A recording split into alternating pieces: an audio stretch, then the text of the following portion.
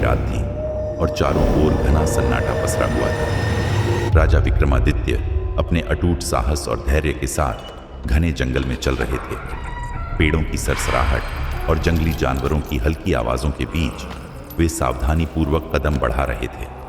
उनके कंधे पर वेताल बैठा हुआ था, जो हर बार की तरह पेड़ से लटकता हुआ अपने रहस्यमय अंदाज में विक्रमादित्य द्वारा पकड़ा गया था।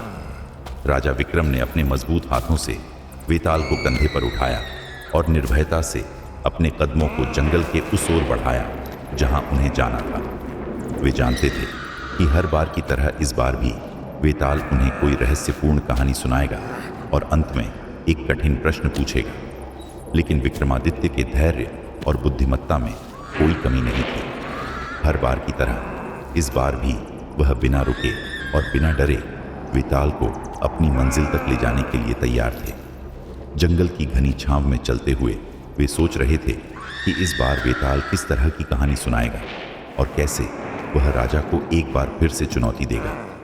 रास्ते भर वेताल अपने असामान्य हंसी के साथ चुपचाप बैठा रहा, लेकिन विक्रमादित्य उसकी चालों को अच्छे से समझते थे। वेताल ने राजा विक्रमादित्य से कहा, हे राजन, तुम्हारी निष्ठा और धैर्य मुझे बार बार आश्चर्य में डालते हैं, लेकिन देखता हूं कि क्या इस कहानी के अंत में भी तुम सही उत्तर दे पाओगे।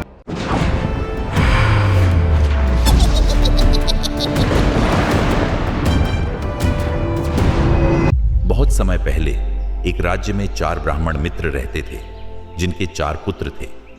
वे चारों बालक अपने अपने क्षेत्र में अत्यंत प्रतिभाशाली थे और विद्या अर्जन में लीन रहते थे। समय के साथ उनके पिता ने यह तय किया कि वे सभी अपने अपने विषयों में निपुणता प्राप्त करें और अपने ज्ञान का उपयोग जन कल्याण के लिए करें।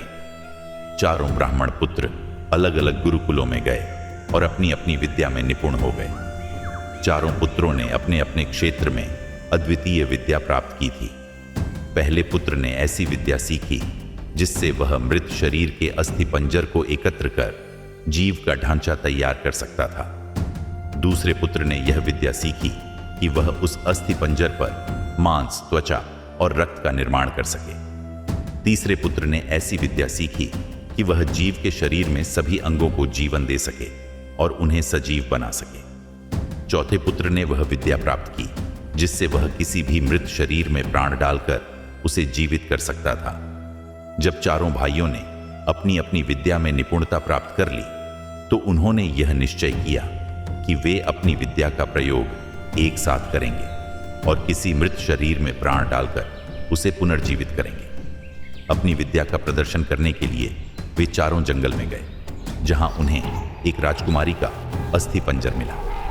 चारों ने मिलकर उस राजकुमारी के शव को पुनर्जीवित करने का निश्चय किया। चारों भाइयों ने अपनी अपनी विद्या का प्रयोग आरंभ किया। पहले पुत्र ने अपनी विद्या का प्रयोग कर राजकुमारी का अस्थि पंजर तैयार किया। दूसरे पुत्र ने उस अस्थि पंजर पर मांस, त्वचा और रक्त चढ़ाकर उसका संपूर्ण शरीर बना दिया। तीसरे पुत्र ने शरीर में सभी अंगों का संचालन शुरू कर दिया, जिससे वह शरीर सजीव लगने लगा। अंत में चौथे पुत्र ने अपनी विद्या का प्रयोग कर उस शरीर में प्राण डाल दिए, जिससे राजकुमारी पुनः जीवित हो गई। राजकुमारी के पुनर्जीवित होते ही चारों भाई उसकी अद्वितीय सुंदरता पर मोहित हो गए और सभी उसे अपनी पत्नी बनाना चाहते थे। प्रत्येक भाई ने सोचा कि चूंकि उसने अपने तरीके से राजकुमारी को पुनर्जीवित किया है, इसलिए उस पर उसका अधिकार है। इस कारण चारों भाइयों के बीच यह विवाद उत्पन्न हो गया कि राजकुमारी किसकी पत्नी बनेगी। अपने विवाद को सुलझाने में असमर्थ होकर चारों भाइयों ने यह मामला एक न्यायप्रिय राजा के सामने ले जाने का निश्चय किया। वे राजा के पास पहुंचे और अपनी अपनी विद्या का बखान करते हुए न्याय की मांग की। राजा ने उनकी बात सुनी और सोचा कि यह एक अत्यंत कठिन निर्णय है। उसने चारों की विद्या और उनके योगदान का मूल्यांकन किया, लेकिन यह निर्णय नहीं कर सका कि किससे राजकुमारी के पुनर्जीवन का सबसे बड़ा श्रेय दिया जाए। राजा ने चारों को अलग अलग ध्यान करने का समय दिया ताकि वे इस मामले पर पुनर्विचार कर सकें।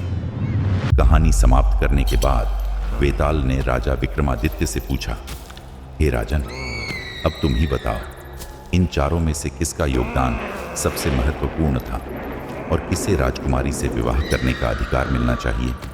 क्या पहले पुत्र का योगदान महत्वपूर्ण था, जिसने कंकाल तैयार किया, या चौथे पुत्र का, जिसने उसमें प्राण डाले? राजा विक्रमादित्य ने कुछ क्षण विचार किया और फिर वेताल को उत्तर दिया। हे वेताल, चारों ब्राह्मण पुत्रों ने अपनी अपनी विद्या का प्रयोग किया और मिलकर राजकुमारी को पुनर्जीवित किया। हालांकि इनमें से किसी एक का अधिकार राजकुमारी पर नहीं हो सकता, क्योंकि उन्होंने यह कार्य एकजुट होकर किया है, विक्रमादित्य ने आगे समझाया। इस स्थिति में हमें यह समझना चाहिए कि प्रत्येक विद्या की अपनी महत्वपूर्ण भूमिका थी, लेकिन इस प्रयास का उद्देश्य केवल विद्या का प्रयोग था, न कि व्यक्तिगत अधिकार की स्थापना करना। पहला पुत्र यदि अस्थि पंजर न बनाता तो दूसरे की विद्या का कोई प्रयोजन नहीं होता। इसी प्रकार तीसरा और चौथा पुत्र भी अपनी अपनी विद्या का उपयोग तभी कर पाए जब पहले दो पुत्रों ने आधार तैयार कर दिया। यह कार्य एक सामूहिक प्रयास था और इसलिए किसी एक का दावा राजकुमारी पर न्याय संगत नहीं होगा। और सबसे महत्वपूर्ण बात यह है कि राजकुमारी कोई वस्तु नहीं है जिसे पुनर्जीवित करने पर किसी का अधिकार बन जाए। वह एक स्वतंत्र व्यक्ति है और उसे अपने भविष्य का निर्णय स्वयं करने का अधिकार है। इसलिए चारों भाइयों को यह समझना चाहिए कि राजकुमारी पर अधिकार जमाने का विचार अनुचित है। वेताल राजा विक्रमादित्य का यह उत्तर सुनकर संतुष्ट हुआ, क्योंकि राजा ने प्रेम, मित्रता और त्याग के इस गहन प्रश्न को सच्ची बुद्धिमत्ता और विवेक से हल किया। जैसे ही राजा विक्रमादित्य ने अपने बुद्धिमान उत्तर के साथ उसका प्रश्न हल किया, वेताल अपनी कुटिल हंसी के साथ खिलखिला उठा। राजा के उत्तर से संतुष्ट, लेकिन अपनी शर्तों के अनुसार, वेताल ने कहा, राजन, तुमने फिर से मेरा प्रश्न हल कर दिया और अपने मौन को तोड़ा। अब मैं एक बार फिर पेड़ पर लौटूंगा। यह कहते ही वेताल ने राजा के कंधे से उड़ान भरी और एक हवा के झोंके की तरह घने पेड़ों की ओर उड़ गया। विक्रमादित्य ने गहरी सांस ली, लेकिन उनकी आंखों में कोई निराशा नहीं थी।